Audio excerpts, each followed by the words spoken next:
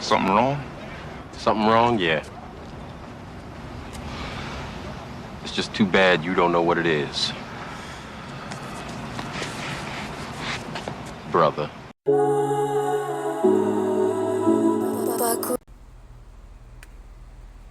Yo, so we are not coming to you live. We are coming to you pre-recorded. We had some technical issues with the stream. We're still working on the functionality. We're still working on the setup. I don't know what in the world possessed me to say that I was going to do a live stream on Father's Day, not knowing what my wife had planned. Not knowing that I was going to be hungover from Saturday. That's just the truth, y'all. That's just the truth. That's why we didn't go live on Father's Day. We made a big deal about it, but we was unable to do it. But we're here. We're a day late, but we're not a dollar short. We're still back to live action, back to pre-recorded action. But nevertheless, we're still getting this content out. Real quick, happy Father's Day. To all those amazing fathers out there. Salute to you guys. Happy belated. I hope you enjoyed. I hope it was one for the books. I had a very quiet Father's Day specifically. I was home with baby girl. Me and her just rocked out all day. My son was at work. Shout out to my bro Aiden. He was at work. Then we went to dinner. Me and my wife, we went to a Father's Day dinner. It was really good. We had some great food. We had some great conversation. And it's always great energy when I'm with the queen. So yes, salute to her. Always making sure that I am looked after on these great holidays, that you honor the men in your life, the husbands, the fathers, the brothers, the uncles, all that good stuff. Yeah, so we got a great premiere show. In my opinion, I think it will be a great premiere show. I'll leave that up to the viewers. I think it's going to be fantastic. Anything that you do that for the first time and you're just starting out, I think when you break new ground and you get ready to cover new territory, I think it's an amazing time. So it's definitely going to be fantastic. Create the momentum, right? Create the momentum. I titled this after one of my taglines, a phrase that I use often. I create the momentum, simply because I think that it's important for us to use the verbiage of growth and progress and maturity, right? So oftentimes we don't always show our growth and development in a bunch of different areas of our lives, and that goes for everybody, not just me. But I'm the first to acknowledge that sometimes I don't show that.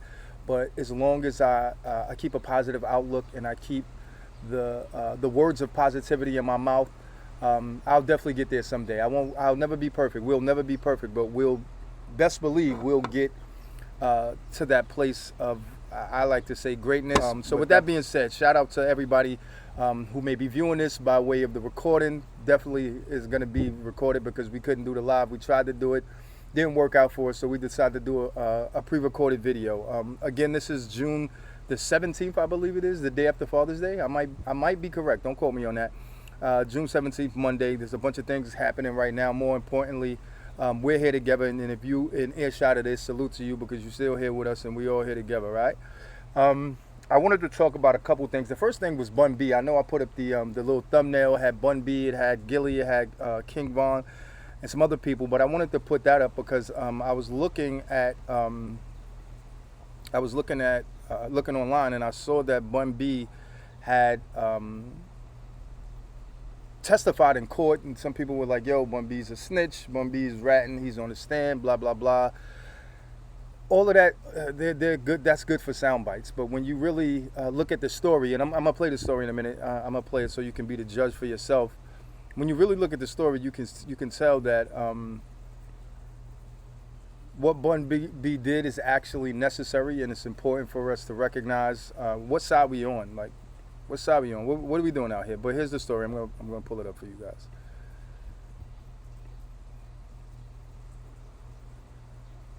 There we go, right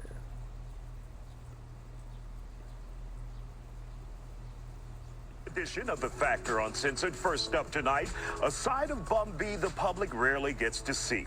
He got emotional in court today, testifying in the sentencing hearing for the man charged with breaking into his home and putting a gun into his wife's head back in 2019. That suspect's name is DeMonte Jackson.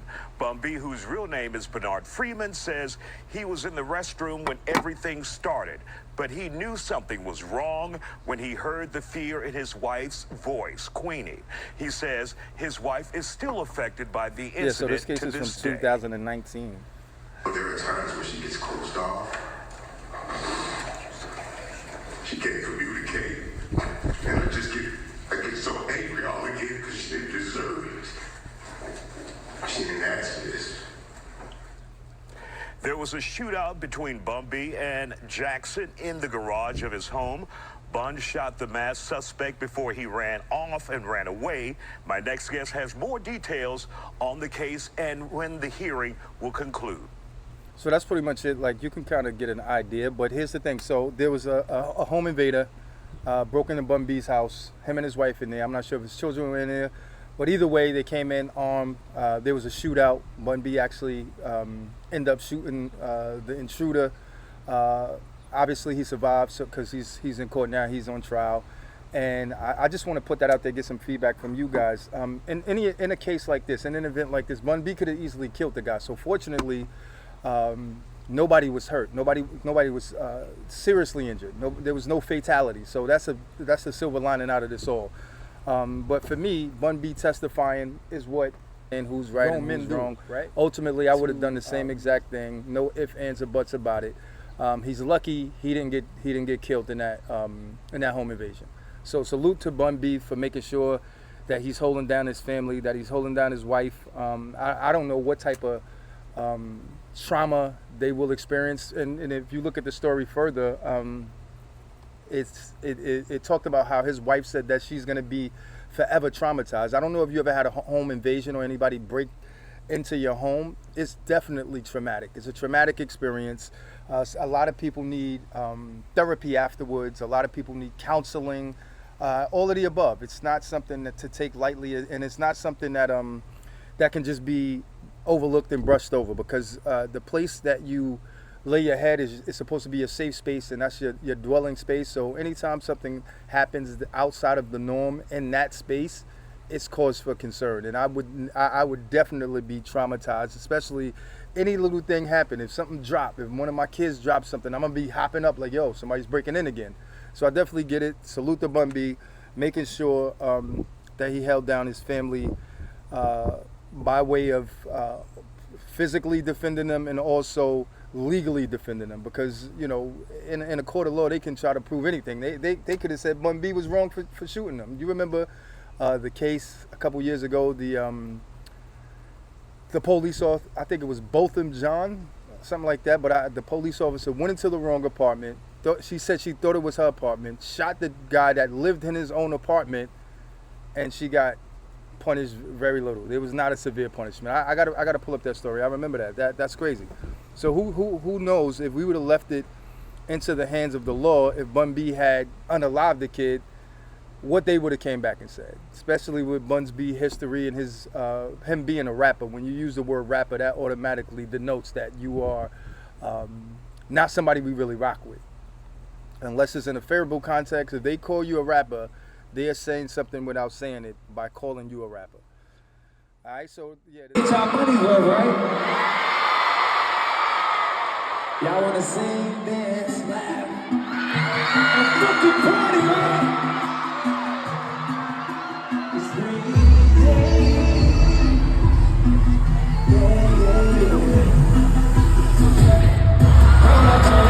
Tell your man I'm sorry.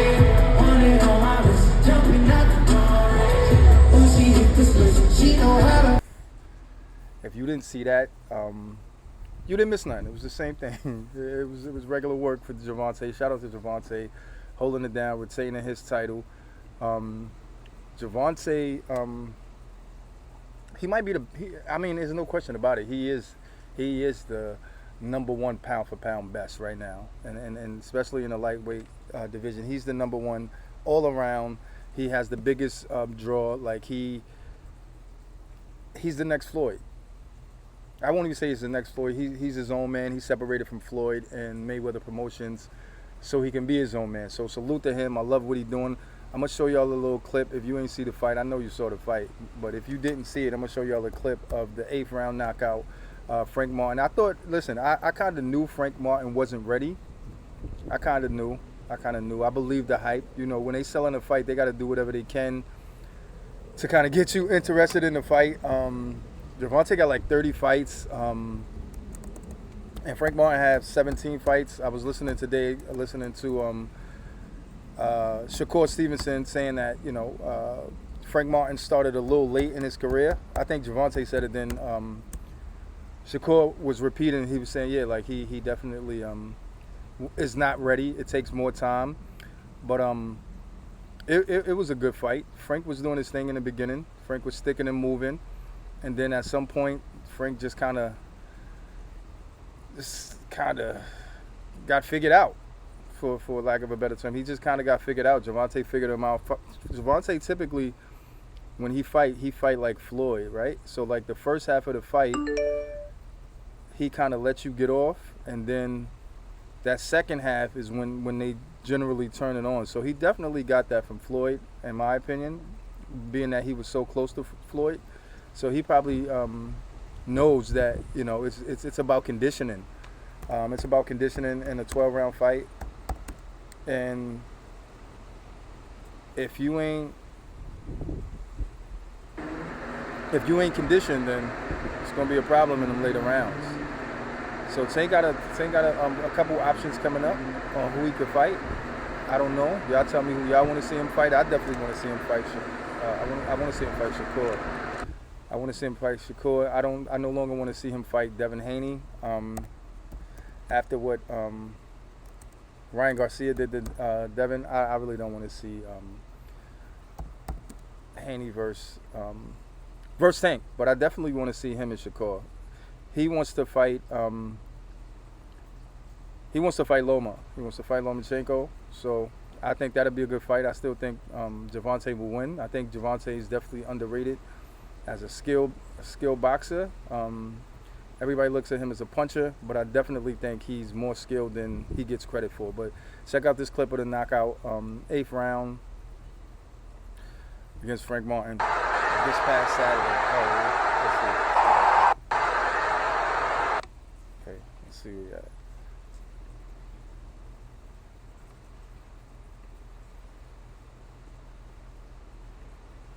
But I definitely want to see the Shakur fight. I don't know if he will fight Shakur. I don't know. We'll see. Here's the highlights right here for those of you that didn't see it. Gervonta Tank Davis, 5th appearance in Las Vegas, headlining his 7th consecutive pay-per-view, and in the main event here on the 100th championship fight night at the MGM Grand Garden Arena for the first time. As a reminder, be on your hands at all times, protect yourself at all times, touch him up, Bill up. The Ghost, Martin, the Bell, and round 1, and Davis having a little fun with the whole Ghost nickname.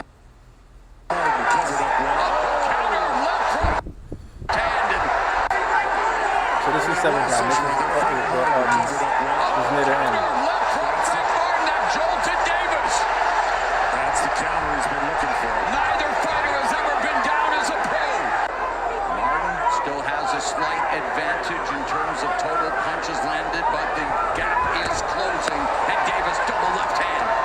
Martin's got to stay out of the corners if he wants to stay in this fight. We haven't seen body work from Martin. I want to see that left to the body.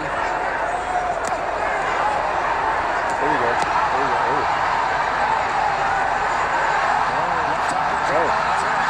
It was the left uppercut that did it. That was sensational.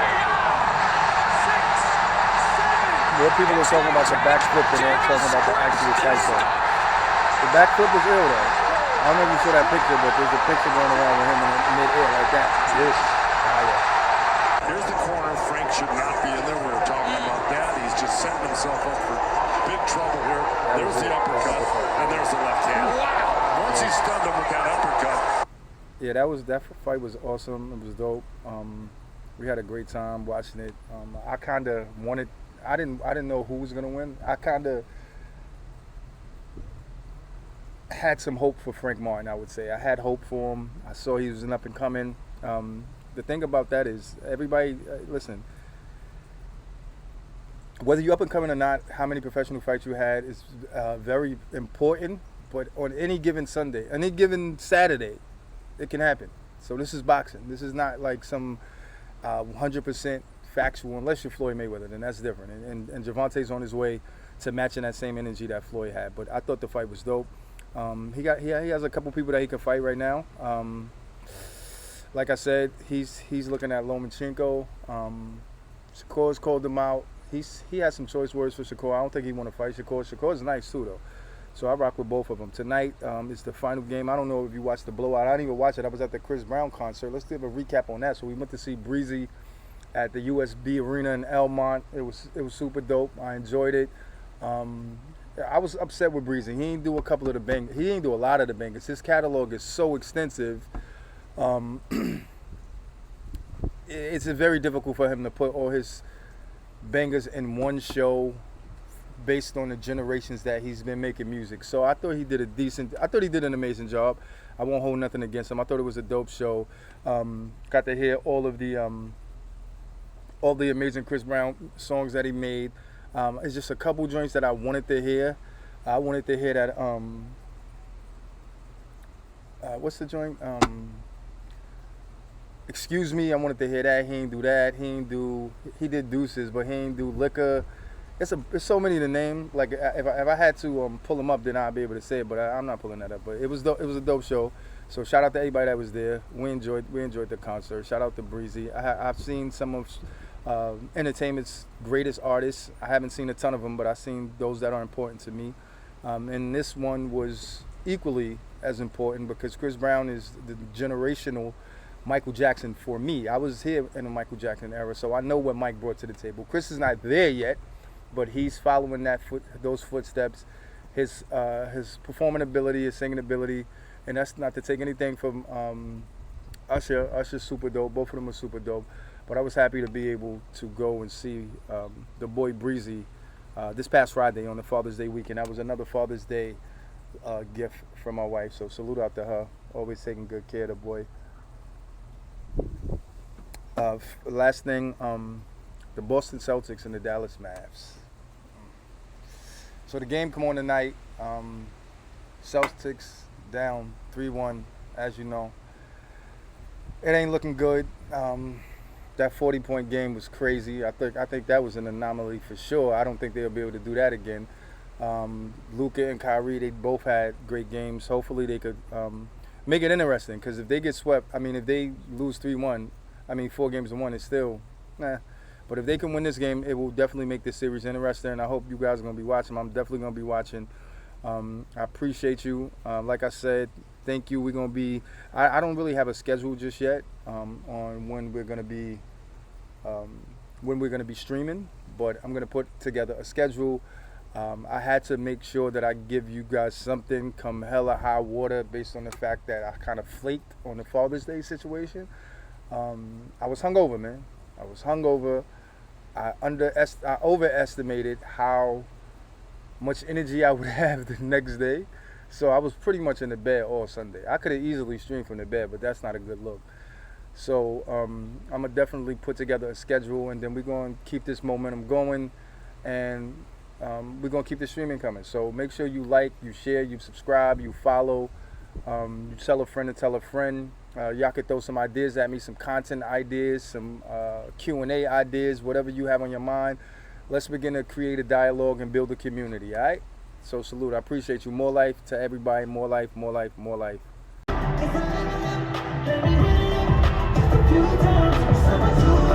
had to fuck it up with the bubble on a regular.